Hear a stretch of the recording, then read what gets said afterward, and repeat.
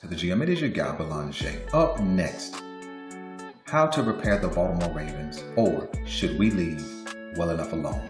Let's talk. The Baltimore Ravens are a broken team in every way imaginable. They sit here headed into week 5 at 1-3, tied at the bottom of the AFC North. And with this growing list of injuries, everybody from Lamar Jackson to Ronnie Stanley to Madubuike to Roger Washington to Roquan Smith to Marlon Humphrey to Nate Wiggins and whoever else I didn't name. How can they be repaired if 7-8 starters are missing? The one thing we highlighted and bragged about and was excited about is the depth. But that gone. From week 3 to week 4, now into week 5, it's been severely tested. And that depth has not shown up very well. Can somebody come from the end of the 53-man roster and make a difference? Sure, somebody could step up. But one of the young linebackers defensively step up. Buchanan, Simpson, or Higgins, could they step up and hold it down till Roquan gets back? Maybe. Could TJ Tampa get his time to shine? Could he hold it down till Nate Wiggins get back? Maybe. Can Chidobe Awuzie continue his solid play? Maybe. Could Malachi Starks become a ball hawk and start taking the ball away? Maybe. Could CJ Okoye fill in nicely for Madubuike with that 6'6", 300-plus pound frame? Maybe. Could Travis Jones get his season on track and provide pressure up the middle and run-stopping ability? Maybe. Could Odafe or Mike Green start to provide a pass rush? The key word is maybe. Can Cooper Rush hold it down for at least 2 weeks while Lamar Jackson gets healthy? Maybe. Can Note Boom get a full week of practice and, if he has to, play for Ronnie Stanley? You guys know what the answer is. Maybe. You see, there's too many maybes to really think that we can really repair this team. Because the truth is, this team has been damaged far beyond injuries, far beyond the capacity of a body. This team has been smashed and dashed in every way. Confidence, smashed. Trust in each other, smashed. Leadership, smashed. Morale, smashed. Excitement, smashed. Enthusiasm, smashed. And don't take my word for it. Just go back and watch the game and the clips of the sideline and look at these guys' faces. Look at how they talked in the post-game press conferences. Listen to what they're going to say in this week's press conference. So the bigger question is not, can the Baltimore Ravens be repaired? But should it be repaired? Or is the better option for the Baltimore Ravens to quit pretending to be a good team? Strip it all the way bare and do a quick retool. There's evidence for this. There's evidence for a quick retool. There's evidence. There's a team out there that has done a quick retool and they didn't miss much of a beat.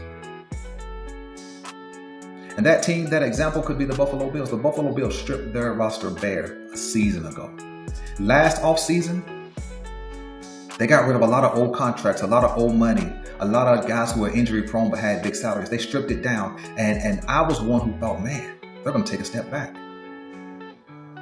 But no, they just stripped it down and got guys who fit a new system, a new mentality. They got focused and developed a new identity. Hey, we're going to play hard-nosed defense, which they're not elite, but they do play you tough. We're going to focus on running the ball, not rely on Josh Allen to win every game and to make every play. And we're going to play as a team. And it has led them to a 4-0 start. Now, granted, they play in a weak division, but they did bust us up first week. They did come all the way back from 15 points down to get the win against us. So that's not a real criticism at this point. But they stripped it bare. They kept what they needed and moved on from guys who was just holding roster spots. And this may be our opportunity. I would hate to see the Baltimore Ravens go 6-11. I would hate to see them go 7-10. But that may be the better option for us at this point. I'm still going to watch. I'm still going to root for them. I'm still going to cheer them on. I'm still going to make content. But that may be the better option for us to get to a place where we say, you know what? Enough is enough. See, if you guys remember, let me take you back into history. I said before the offseason, when they redid Ronnie Stanley's contract last offseason, so not this past one, but last one, and they updated it and did some maneuvering of the money and he would be a free agent. I said they should let him walk. I said they should let him walk then. Not because he's not still a solid player, but he's no longer elite, but they have to pay him elite money. And what has this offensive line been this season? And now he's hurt. I said, you know what? You don't have to pay Derrick Henry right now. Everybody was talking about pay Derrick Henry, give him an extension. No, you don't have to. You know why? I said he was under contract. But what did they do? Lock him up for 2 more years after this season. So now you got good money, but you got him in old players. Now, how has Ronnie Stanley and Derrick Henry fared this season? I wonder, could that money have been better spent in the interior offensive line category?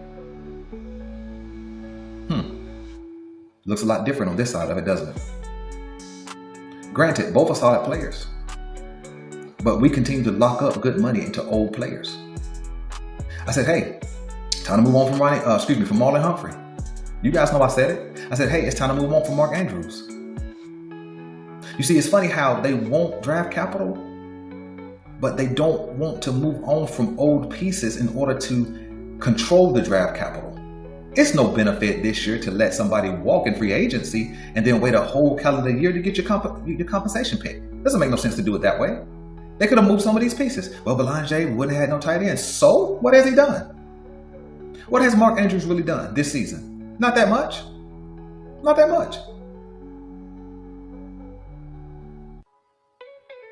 I said, now I was an advocate for them getting Jair Alexander, but he doesn't even get a chance to play. So we don't really know what he can do.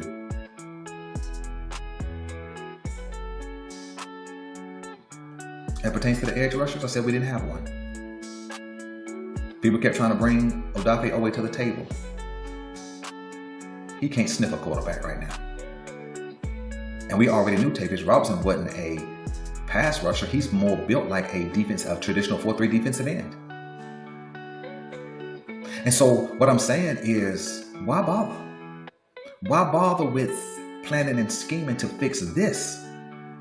You can't fix a team that has 7 starters on the defense out.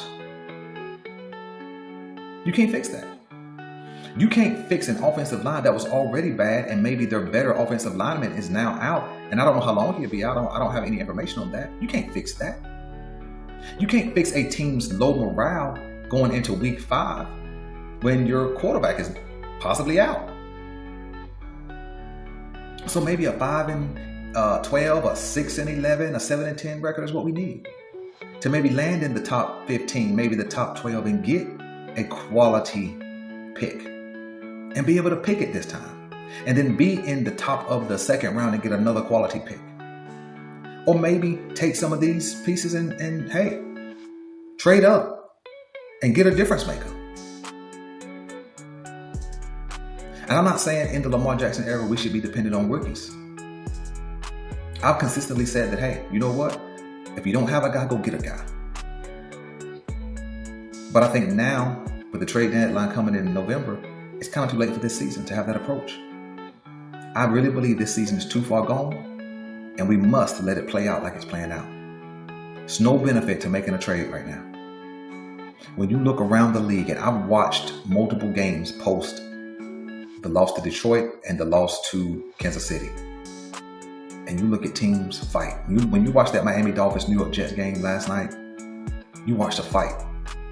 You watched a Miami defense that was getting run in and run on and ran over, but they kept fighting and knocked the ball out at the goal line.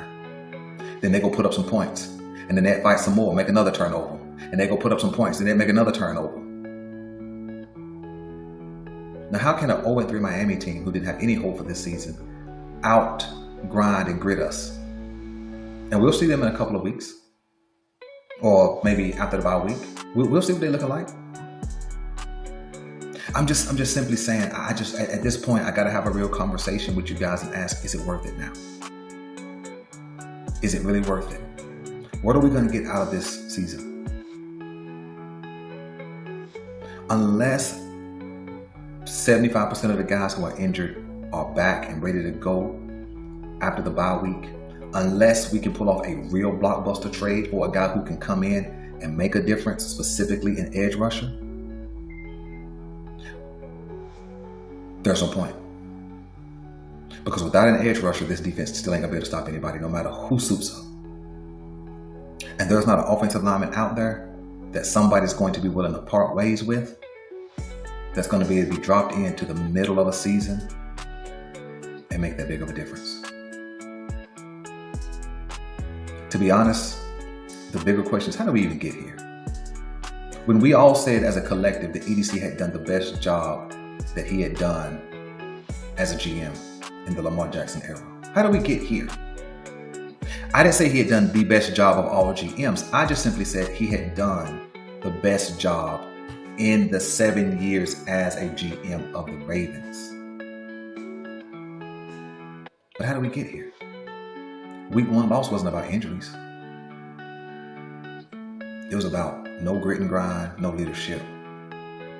Week 2, the inefficient run game, that wasn't about injuries. That was about an insufficient offensive line and leadership. Week number 3, that was out-coached, out-executed, out-performed. And then week number 4 was a total collapse.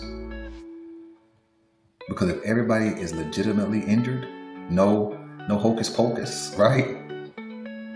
That's because other guys are trying to overcompensate for the other man who's supposed to be doing his job. When Nate Wiggins goes kamikaze and puts the big hit on Pacheco, that's just overcompensation. It's no knock to him. It's no knock to Nate Wiggins, who was having a good season. But that's just him trying to make up the difference from who else ain't balling.